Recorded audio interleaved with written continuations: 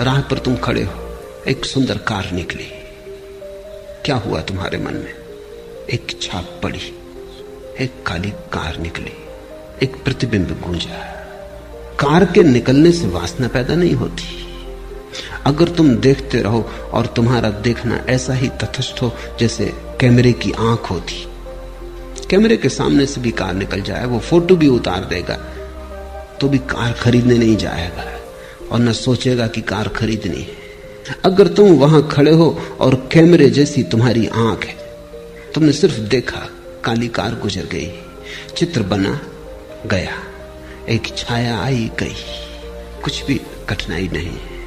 लेकिन जब ये काली छाया कार की तुम्हारे भीतर से निकल रही, तब तुम्हारे मन में एक कामना जगी, ऐसी कार मेरे पास हो। मन में एक विकार उठा, एक लहर उठी, जैसे पानी में किसी ने कंकड़ फेंका और लहर उठी। कार तो जा चुकी, अब लहर तुम्हारे साथ है।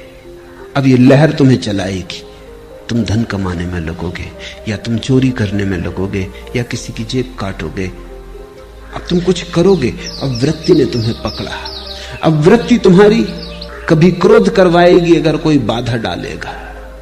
अगर कोई मार में आएगा तो तुम हिंसा करने को उतारू हो जाओगे, मरने मारने को उतारू हो जाओगे। अगर कोई सहारा देगा तो तुम मित्र हो जाओगे, कोई बाधा देगा तो शत्रु हो जाओगे। अब तुम्हारी रातें इसी सपने से भर जाएंगी। बस ये कार तुम्हारे आसपास घूमने लगेगी। जब तक ये ना हो जाए तुम्हें चैन ना मिलेगा। और मजा ये है कि वर्षों की मेहनत के बाद जिस दिन ये तुम्हारी हो जाएगी, तुम अचानक पाओगे कार तो अपनी हो गई, लेकिन अब इन वर्षों की बेचैनी का अभ्यास हो गया। अब बेचैनी नहीं छोड़ती। कार तो अपनी हो गई, लेकिन बेचैनी नहीं जाती, क्योंकि बेचैनी का अभ्यास हो गया। अब तुम इस बेचैनी के लिए नया कोई यात्रा पथ खोजोगे। बड़ा मकान बनाना है, हीरे ज़वारात खरीदने हैं। अब तुम कुछ और करोगे, क्योंकि अब बेचैनी तुम्हारी आदत हो गई।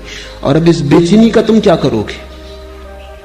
इस सालों तक बेचैनी को संभाला, कार तो मिल गई, लेकिन अब कार का मिलना न मिलना बराबर। अब ये बेचैनी पकड़ गई। इसलिए तो धनी बहुत लोग हो जाते हैं और धनी नहीं हो पाते, क्योंकि जब वे धनी होते हैं तब तक बेचैनी अभ्यास का हो गया उसका। जब तक धनी हुए तब तक चैन से ना रह सके, सोचा कि जब धनी हो जाएंगे तब चैन से रह लेंगे।